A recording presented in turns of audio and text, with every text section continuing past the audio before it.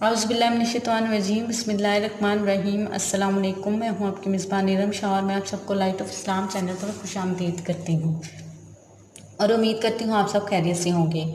आज हम जिस मौजू पे बात करेंगे वो है मौजू पर मसा करने के अहकाम क्या हैं, मसा की मुद्दत कितनी होती है और मौजू पर मसा तोड़ देने वाली चीज़ें कौन सी हैं। तो चलें अपने मौजू की तरफ चलते हैं। सबसे पहले हम जिस पे बात करेंगे वो है कि मौजू पर मसा करने के अहकाम क्या हैं।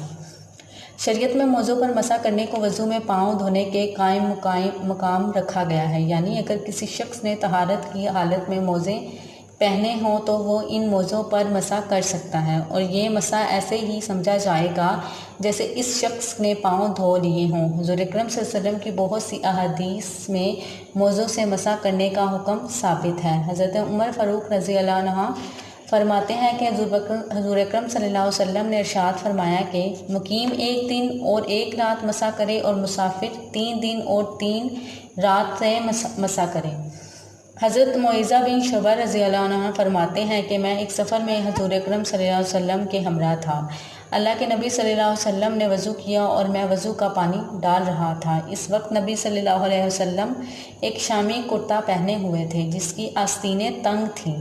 हुज़ूर अकरम सल्लल्लाहु अलैहि वसल्लम ने आस्तीन से हाथ को निकाला और अपने मौज़ों पर मसा किया तो मैंने कहा कि ए अल्लाह के नबी सल्लल्लाहु अलैहि वसल्लम, आप सल्लल्लाहु अलैहि वसल्लम वज़ू में पाँव धोना भूल गए हैं। हुज़ूर अकरम सल्लल्लाहु अलैहि वसल्लम ने फरमाया, मेरे रब ने मुझे इसी तरीके से करने का हुक्म दिया है। इन दोनों अहादीस से ये बात वाज़ेह तौर पर साबित हुई कि वज़ू में मौज़ों पर मसा करना शरई लिहाज से जायज़ है, जैसे कि नबी सल्लल्लाहु अलैहि वसल्लम ने मुद्दत दफ़ा किया। उसके बाद हम बात करेंगे मसा की मुद्दत कितनी होगी। मौज़ों पर मसा की मुद्दत मुकीम के लिए 1 दिन और 1 रात है और मुसाफिर के लिए ये मुद्दत 3 दिन और 3 रातें हैं। यानी अगर किसी मुकीम ने तहारत की हालत में मोज़े पहने हों तो वो 1 दिन और 1 रात इन मौज़ों पर मसा कर सकता है।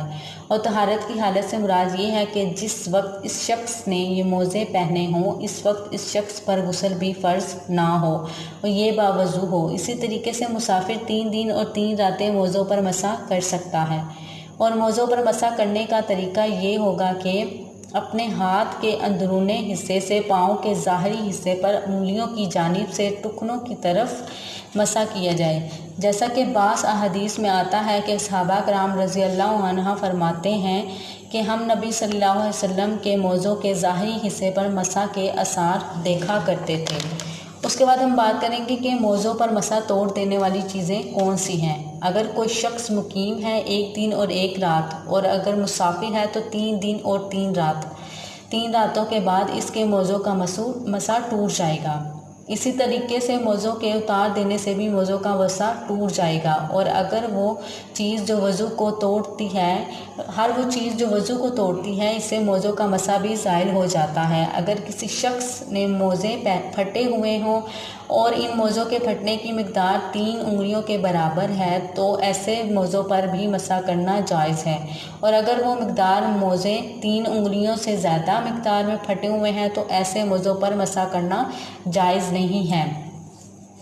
और इसके बाद मौज़ों पर मसा उन मौज़ों पे मसा किया जाएगा जो कि मोटे हों, जैसे कि हम लोग कहते हैं कि जो लेदर के मोज़े जो लेडीज़ इस्तेमाल करते हैं, स्पेशली सर्दियों में जब वो इस्तेमाल करते हैं कि बहुत ज़्यादा सर्दी की वजह से उन्हें मुश्किलात पेश आती हैं तो इन मोज़ों पर मसा होता है, ना कि जो आजकल बारीक जो मोज़े पहनते हैं इन पे मसा नहीं होता।